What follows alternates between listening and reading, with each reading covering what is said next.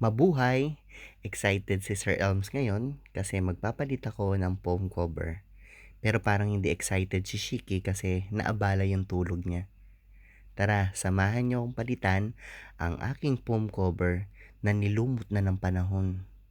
Gulagulanit na at madumi na talaga. Tingnan nyo, kagagawan niya ni Shiki. 'Di ba? Butas pa. Pero bago natin palitan ang ating foam cover, ay ibibilad muna natin ito sa araw.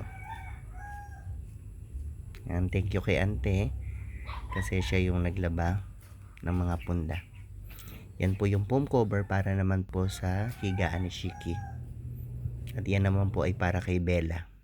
Thank you, Miss Tian.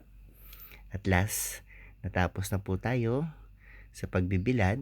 Ito na po yung aking binebenta na bed cover. Ito po yung isa sa medyo malaki na sizes.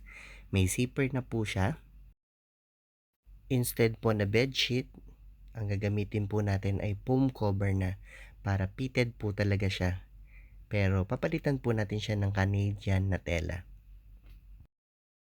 Para po sa ating mga sizes, i-comment ko po dito yung mga sizes ng ating pong bed cover or foam cover para po maka-order po kayo kay Sir Elms.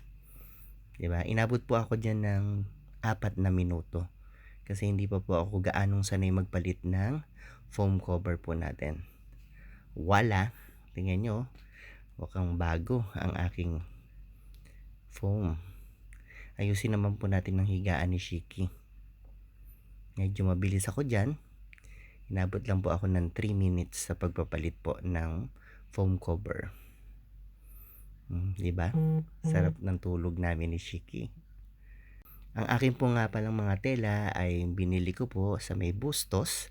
Salamat po sa nag-assist po sa akin sa Bustos Textile, si Kuya Makmak at si Ate Dolores.